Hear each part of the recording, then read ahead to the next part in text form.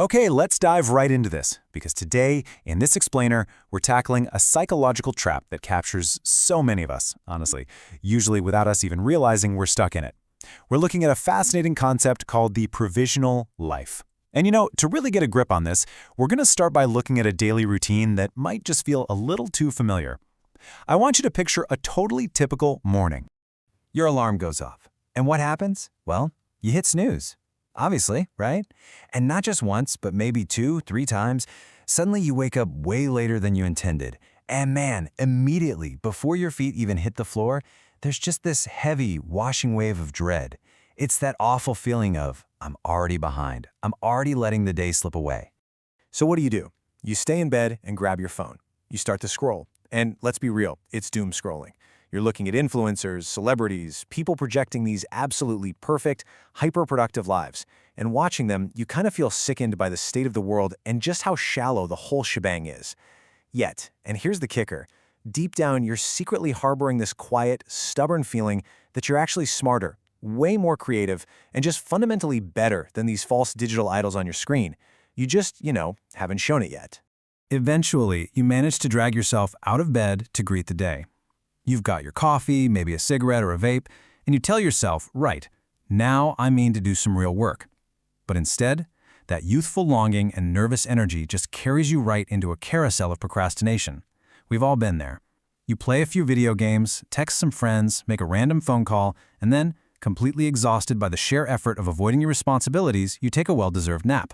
You literally haven't tackled a single piece of actual work. And before you know it, the evening light is trickling in through your window. And with that fading light, here comes the crushing, overwhelming realization of your own total inadequacy. You ask yourself, what on earth have I done today? You look out at the world, at all those people who have actually accomplished things, built things, and then you look back at yourself. You drift asleep with this heavy, heavy feeling, only to wake up and live the exact same day again, and again, and again. The source material we're looking at perfectly encapsulates this brutal evening inadequacy. It describes you as an artist without art, a talent waiting to be found. Wow. It's this haunting realization that everything in your current life, your relationships, your job, even your core beliefs, they're all, acceptable, sure, but they're never actually compelling.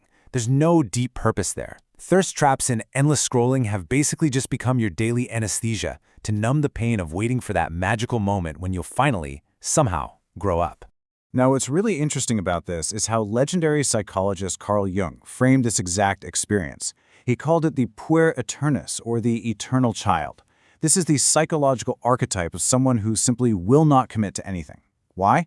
Well, because committing means surrendering to the actualities of human existence. It means facing real responsibility, risking failure, enduring disappointment, and, scariest of all, acknowledging our own mortality.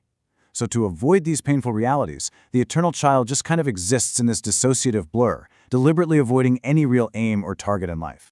And this brilliantly illustrates what Jung called living the provisional life. In this state, you're really just a spectator. Your experiences are ghost-like, perfectly abstract, and honestly incredibly safe because everything is just potential. You dodge stable work, housing, or relationships even when they're sitting right in front of you.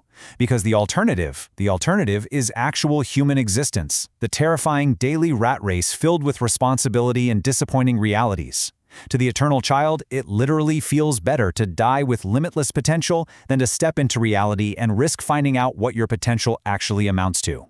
But we can't entirely blame the individual here, because our culture absolutely celebrates this wandering.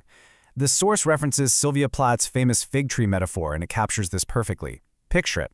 When you're young, the world offers an absolute abundance of choices. New lovers, friends, countries, careers, they're like beautiful ripe figs on a tree. And we become seduced by the shade of this tree, right? We want to taste all of them, because picking just one fig means the others wither and die off. Choosing one path means accepting maturity and contingency. It means growing old and accepting a limited, finite reality. And because of this paralyzing fear of choosing, we now have an entire generation of 20-somethings rapidly approaching 30, living on absolutely nothing but hopes and dreams. In an economy that offers so little certainty anyway, there appears to be a sort of sincerity, almost a false heroism really, in never having to make a permanent choice. If the world is totally chaotic, why commit? Why not just stay eternally detached and full of potential? Let's move to and see how this built, because this isn't just about laziness. The true tragedy of the eternal child often starts with being gifted. These individuals aren't deluded, they're usually highly creative, smart, and imaginative. In adolescence, they got immense validation because things came super easily to them. They were the best in art class or just incredibly articulate without even trying. But in adulthood, raw talent eventually comes up short. Hard work is required. So instead of risking the struggle, making mistakes, and potentially failing, they retreat. They choose the absolute safety of saying, I could have been great, just to avoid the agonizing anxiety of actual inadequacy. This retreat leads them straight to Neverland. And hey, this isn't the magical place of fairy tales. This is a state of arrested development. When that twilight calling of something greater begins to haunt them, when that horrible feeling of inadequacy creeps in, they have to numb it. And how do they do it? Through drugs, alcohol, high adrenaline ventures, and yep, that endless cycle of doom-scrolling we talked about earlier. Neverland is just where you go to avoid the fragmentation and the sheer restlessness of surrendering to real life. And to stay comfortably in Neverland, the eternal child uses some very specific, calculated tactics. They surround themselves with a merry band of misfits, other adult children who validate their stagnation and convince each other that, hey, this system is just rigged. They're magnetic, seducing people with big, ambitious ideas about art or entrepreneurship that never actually materialize. And in relationships, oh, they are terrified of commitment. They'll find petty flaws like, oh, she snores, or he lives too far away, just to have an excuse to jump ship. Or, in the modern age, they just use dating apps to gently distance themselves, preserving that pristine, blank slate of potential so they never have to actually limit themselves to one real person.